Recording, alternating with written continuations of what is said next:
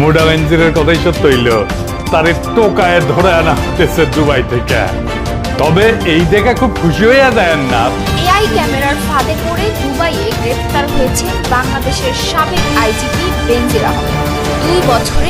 আসসালামু আলাইকুম ভিউয়ার্স, দেশ ও দেশের বাহির থেকে যারা আমার ভিডিওটি প্লে করেছেন জানাচ্ছি আন্তরিক শুভেচ্ছা অভিনন্দন। আশা করি সবাই ভালো আছেন, সুস্থ আছেন, আলহামদুলিল্লাহ। তো ভিউয়ার্স, ফ্যাসিস্ট শেখ হাসিনার দোসর গুম, খুন, হত্যা ও ফ্যাসিস্ট শাসন কায়েমের মূল রাঘব বোয়াল বেনজির আহমেদকে দুবাই শপিং মল থেকে গ্রেফতার করা হয়েছে। বিশেষ তথ্যে জানা যায় যে নিজের স্ত্রীর পাতানো ফাঁদেই শপিং করতে গিয়ে সেখানে তিনি আটক হন। এদিকে বাংলাদেশ থেকে তার বিরুদ্ধে নানা ধরনের নারী কেলেঙ্কারি ও অর্থবিত্ত মানি লন্ডারিং সহ মানুষ হত্যা সহ শেখ হাসিনার সহচরিতার কারণে তার বিরুদ্ধে দুদকে কোটি কোটি টাকার অর্থ আত্মসাতের মামলা করা হয়েছে।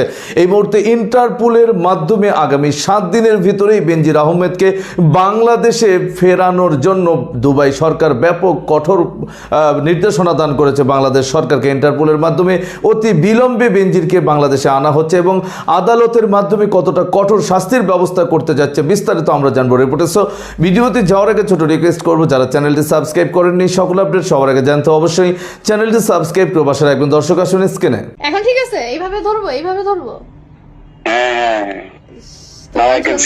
অন্য ক্যামেরার স্ট্যান্ডও কিনছি, কিন্তু তুমি তারপর আর ভিডিও কল দাওনি। সেই 1 বছর পরে তোমার সাথে আমার কথা হচ্ছে মন খুলে। তোমার কি বলে ক্যামেরা নিচে করো, হ্যাঁ তুমি ক্যামেরা দূরে করো একটু। ও, আমি তো ক্যামেরার অ্যাঙ্গেল বুঝি না, আমি তো ক্যামেরাম্যান না। তোমার কি বলে ক্যামেরা নিচে করো, হ্যাঁ তুমি ক্যামেরা দূরে করো একটু। ও, আমি তো ক্যামেরার অ্যাঙ্গেল বুঝি না, আমি তো ক্যামেরাম্যান না। হ্যাঁ এখন ঠিক আছে, এইভাবে ধরবো হ্যাঁ, now I can see you. তোমার জন্য ক্যামেরার স্ট্যান্ডও কিনছি, কিন্তু তুমি তারপর আর ভিডিও কল দাওনি। সেই 1 বছর পরে তোমার সাথে আমার কথা হচ্ছে মন খুলে। এআই ক্যামেরার ফাঁদে পড়ে দুবাইয়ে গ্রেপ্তার হয়েছেন বাংলাদেশের সাবেক আইজিপি বেনজির আহমেদ। 2 বছরের বেশি সময় বিদেশে অবস্থানের পর ইন্টারপোলের সতর্কতা সংকেতের ভিত্তিতে তাকে আটক করেছে সংযুক্ত আরব আমিরাতের পুলিশ। এখন সবচেয়ে বড় প্রশ্ন, কবে দেশে ফিরিয়ে আনা হবে বেনজিরকে, আর তার বিরুদ্ধে চলমান মামলাগুলোর ভবিষ্যৎ কি? এক সময় দেশের সবচেয়ে ক্ষমতাধর পুলিশ কর্মকর্তাদের একজন হিসেবে পরিচিত বেনজির আহমেদ এখন দুর্নীতির মামলায় বিদেশে গ্রেপ্তার। তথ্য অনুযায়ী লন্ডন থেকে এশিয়ার একটি দেশের উদ্দেশ্যে যাত্রা করেছিলেন তিনি। দুবাই আন্তর্জাতিক বিমানবন্দরে ট্রানজিটের সময় অন্য যাত্রীদের মতোই নিরাপত্তা ও ইমিগ্রেশন প্রক্রিয়ার মধ্য দিয়ে যাচ্ছিলেন। ঠিক তখনই বিমানবন্দরের অত্যাধুনিক এআই ভিত্তিক ফেস রিকগনিশন সিস্টেম তার মুখমণ্ডল শনাক্ত করে। পরবর্তীতে সেই তথ্য ইন্টারপোলের ডাটাবেজের সঙ্গে মিলিয়ে দেখা হলে তার নামে জারি থাকা সতর্কতা সংকেত সামনে আসে। এরপর দুবাই পুলিশের সংশ্লিষ্ট ইউনিট বিষয়টি যাচাই করে তাকে আটক করে এবং পরে আনুষ্ঠানিকভাবে গ্রেপ্তার দেখানো হয়। যদিও দুবাই পুলিশ বা ইন্টারপোলের পক্ষ থেকে বিস্তারিত আনুষ্ঠানিক বিবৃতি এখনো প্রকাশ করা হয়নি, তবে স্বরাষ্ট্রমন্ত্রী সালাউদ্দিন আহমেদ জাতীয় সংসদে জানিয়েছেন গত 12 জুন সংযুক্ত আরব আমিরাতের স্বরাষ্ট্র মন্ত্রণালয়ের ন্যাশনাল সেন্ট্রাল ব্যুরো থেকে পাঠানো ইমেইলে বাংলাদেশ সরকারকে বেনজির আহমেদের গ্রেপ্তারের বিষয়টি অবহিত করা হয়েছে। দুর্নীতি মামলায় অভিযুক্ত বেনজির আহমেদকে সংযুক্ত আরব আমিরাত পুলিশ কর্তৃক গ্রেফতার করা হয়েছে। এখন কি হবে? স্বরাষ্ট্রমন্ত্রীর ভাষ্য অনুযায়ী সংযুক্ত আরব আমিরাতের আইনে গ্রেপ্তারের 30 দিনের মধ্যে আনুষ্ঠানিক প্রত্যর্পণ আবেদন পাঠাতে হয়। বাংলাদেশ সরকার ইতোমধ্যে সেই প্রক্রিয়া শুরু করেছে। স্বরাষ্ট্রমন্ত্রী জানিয়েছেন আইনি প্রক্রিয়া সম্পন্ন করে আগামী 30 দিনের মধ্যে তাকে দেশে ফিরিয়ে আনার চেষ্টা চলছে। এদিকে দুদক জানিয়েছে জ্ঞাত আয়ের বাইরে সম্পদ অর্জনের একটি মামলায় অভিযোগপত্র দাখিল করা হয়েছে এবং বিচার কার্যক্রম চলছে। পাশাপাশি পাসপোর্ট জালিয়াতি সহ আরো কয়েকটি মামলা তদন্তাধীন রয়েছে।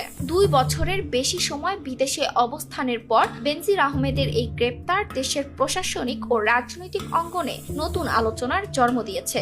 এখন সবার নজর কত দ্রুত তাকে দেশে ফিরিয়ে আনা যায় এবং আদালতে কি ধরনের আইনি প্রক্রিয়ার মুখোমুখি হতে হয়। ইটিএস বাংলা। দর্শক স্ক্রিনে আমরা সে সম্পর্কে বিস্তারিত জানাবো। বিষয়ে আপনাদের মতামত কমেন্টে জানাবেন। কেউ ভিডিওটি স্কিপ করবেন না। বেনজির আহমেদের পেছনের যে আমলনামাগুলো রয়েছে, এই জঘন্য জগতের মূল হোতাই ছিল কিন্তু শেখ হাসিনার শক্তি। তবে ভারতে আশ্রয় হলো না কেন এই রাঘব বোয়ালদেরকে, যেখানে তাদের পেতাত্তা শেখ হাসিনা রয়েছে? বিস্তারিত আরো জানবো রিপোর্টে।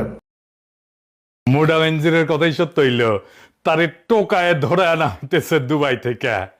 তবে এই দেখে খুব খুশি হইয়া যায় না, পিকচার কলে আভি বাকি হয় মেরা দোস্ত, ওইটা আমরা আজকে আলাপ করব।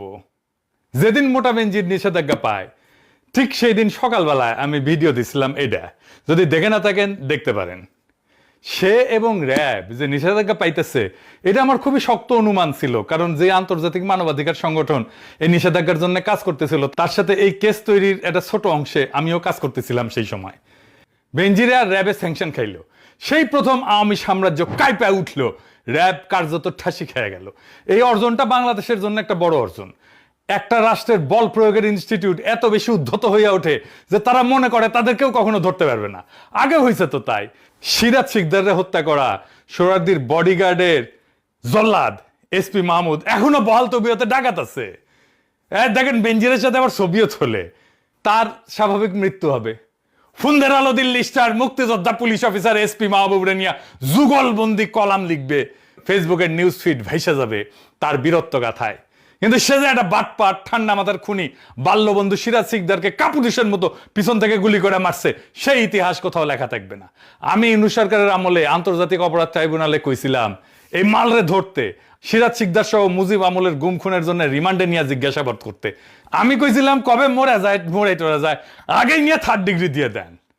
আমারে কয়া হইলো একটা অভিযোগ লিখবে। মানে 20 কোটি মানুষের দেশে একজন মানুষ নাই যে মুজিব আমলের গুম খুন অত্যাচার নিয়ে, সিরাজ শিকদারের বিচার বহির্ভূত হত্যা নিয়ে অভিযোগ করতে পারবে। যাই হোক, বেনজিরের স্যাংশন থেকে একটা নতুন ট্রেন্ড বাংলাদেশে শুরু হয়েছে। নতুন উদাহরণ, নতুন এক্সাম্পল। মানুষের পক্ষে রাষ্ট্রের দমন পীড়নের মাস্টার মাইন্ডরা সমঝে চলবে। ডিজিএফআই, আর্মি, আরো কিছু খুনি অফিসারকে যদি সুতায় দেওয়া যায়, হাসিনা সহ হাসিনার কিছু মন্ত্রী এমপিরা সাইজ করা যায়, সব ঠান্ডা হয়ে যাবে। তাই এই বেনজির হইতেছে আওয়ামী লীগের হার্ড পাওয়ার। আওয়ামী লীগের সফট পাওয়ার আছে কিছু, সেইগুলোরও সাইজ করতে হবে, সেগুলো আরো ডেঞ্জারাস। যেমন এই এনাস আলমগীর, এনাস মানে বুঝেছেন তো, আব্দুল তুষার, নটি, মেহরাফরোজ শাওন, মামুন, মঞ্জুরুল আলম পান্না, ফজা পাগলা, সবাই যারাই ফ্যাসিবাদের পক্ষে বয়ান উৎপাদন করে যাচ্ছে তাদেরই দৌড়ের উপরে রাখা লাগবে। এখন কইতে পারেন বাংলা লুথার কিং তো আব্দুল তুষারের সাথে লাঞ্চ করে লাঞ্ছিত হয়। হ্যাঁ, এনাস আলমগীররা তো ফোন মারে। হ্যাঁ, এইগুলোরে কেমনে সাইজ করবেন? আরে বাবা, সেজন্যই তো কবি কইয়া গেছে, লুথারের কাজ লুথার করিছে, খাতির করিছে তাই বলে কি সাইরা দেওয়া হাঙ্কেরের শোভা পায়? বাংলাদেশ তো এত সহজে শান্ত হবে না। একের পর এক বিক্ষোভ, অভ্যুত্থান, অশান্তি আর বিপ্লবের ঢেউ আসবেই। আমি কয়ে দিতেছি, লিখে রাখেন।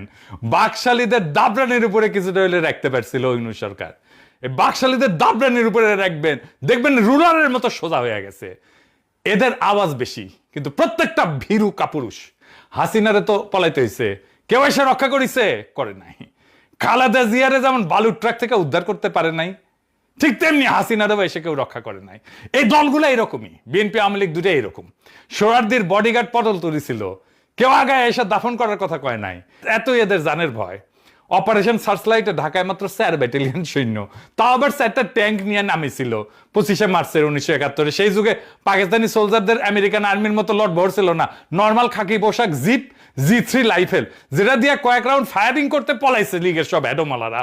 আর জুলাই যোদ্ধারা উঠছে প্রবল গুলি, সৈন্য আর শক্তির মুখে রণে ভঙ্গ দেয় নাই। এটাই পার্থক্য।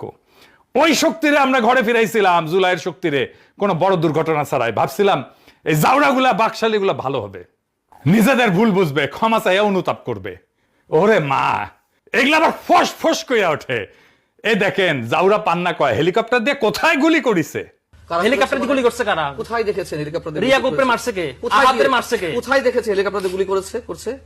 শুনিছেন? শুইনা মনে হয় ঠ্যাং টেংরি ভেঙে দিই। এমন ওরা পাবলিক রাস্তায় গণধোলাই দিলে সেটারে মব আর দঙ্গলবাজি কইয়া সিকিউর পারবে কেউ। মনে রাখেন, আগামীতে যে যুদ্ধ আসবে, সেই যুদ্ধের শুরুতে লিগরে আরো মানসিকভাবে দুর্বল করতে এইরকম কয়েকটা লিগেল লেসপেন্সারের জুতার মালা পরায় ঘোরানো লাগবে, পাছায় চাকা কঞ্চিতে চাপ গানো লাগবে। লীগের মরাল সাথে সাথে কোলাপস করবে। আর যেগুলো টার্গেট করবেন, ধানমন্ডি 32, মুজিবের অবশিষ্ট সমস্ত স্মৃতিচিহ্ন, সুধা সদন, শেখ রেহানার বাড়ি, শেখ রেহানার শ্বশুর বাড়ি, তারেক সিদ্দিকীর বাড়ি ঘর, ওকার কাউয়া কাদের বাড়ি ঘর, এডিটর শেপ কাউয়ার সাউন্ড দেন আরো জোরে, হ্যাঁ আরো জোরে দেন, হ্যাঁ হয়েছে। লীগের সব টপ নেতাদের শহর গ্রামের বাড়িঘর, লীগের সমস্ত অবশিষ্ট কার্যালয়, অফিস, সুপ্পুর বাড়িঘর, মুজিবের বউ পরিবারের নামে সমস্ত স্মৃতিচিহ্ন, স্মারক, বাড়িঘর, জাদুঘর মাটির সাথে মিশাই দিতে হবে। এখন কইতে পারেন আপনি নিজেই তো থামাইছিলেন। হ্যাঁ থামাইছিলাম, হ্যাঁ দেখেন।